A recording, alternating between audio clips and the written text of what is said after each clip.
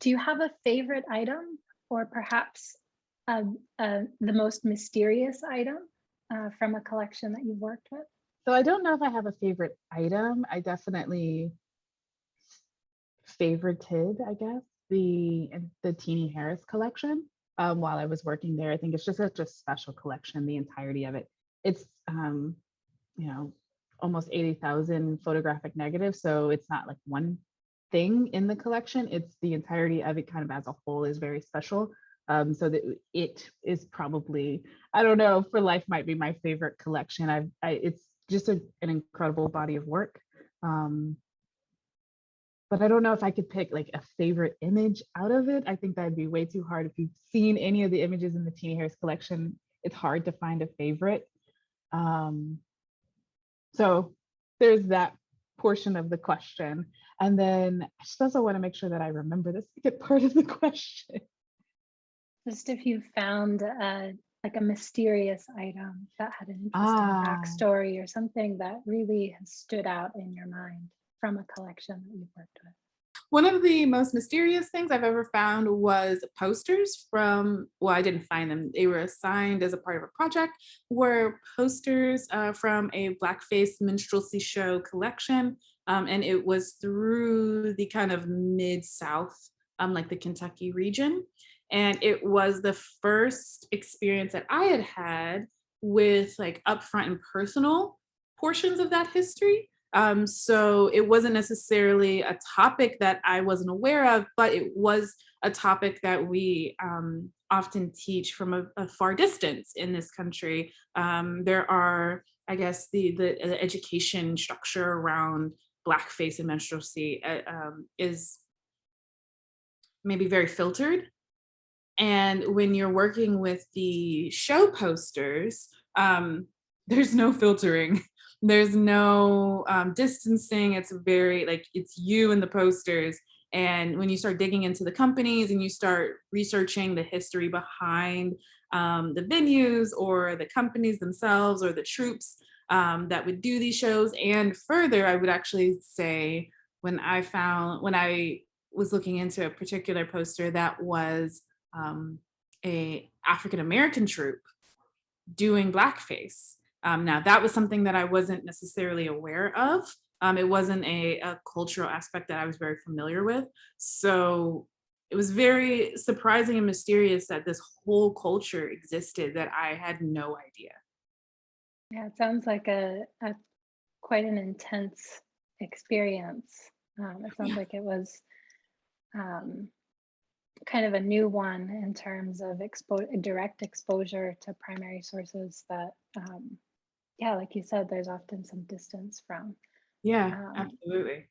So do you have any, given your experience, do you have any thoughts for those who are encountering collections like that themselves for the first time? I'm just curious. I do, and I would say because it often ties into the work that I do now, is very up close and personal with the Luster Company.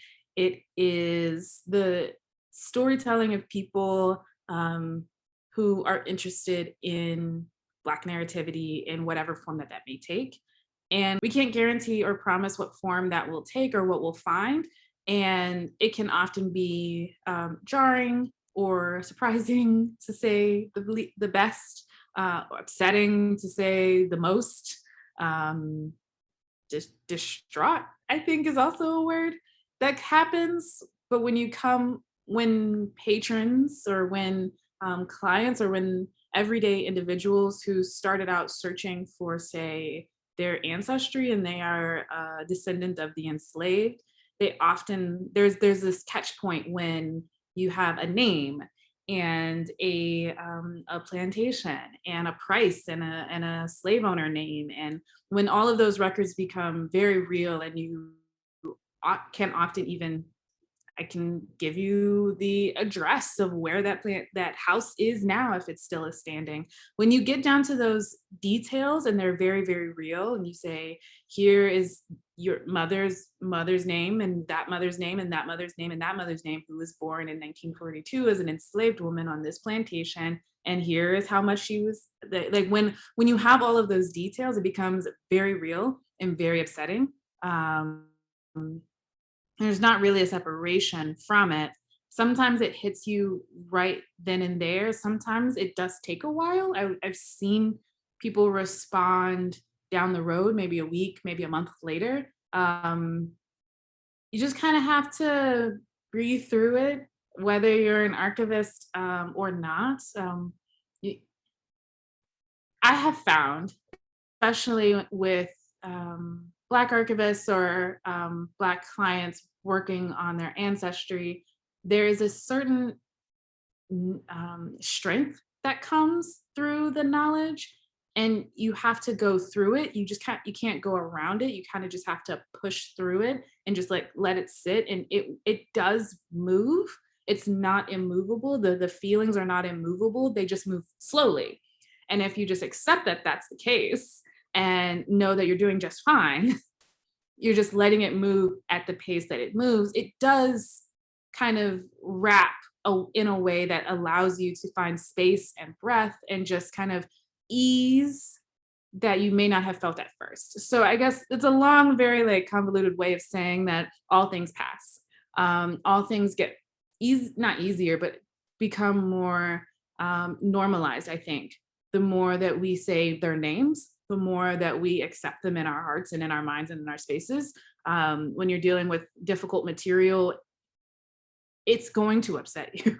It just, you kind of have to just allow yourself to be upset and let it move through at the pace that it's going to move through. If you try to force it, it's not something that you can force, especially when you have record books or when you have deed books. Those are very difficult. When you have like, I don't know, slave records from army enlistments, things like that, they have a certain effect on the individual, and it will move slowly, but it will move.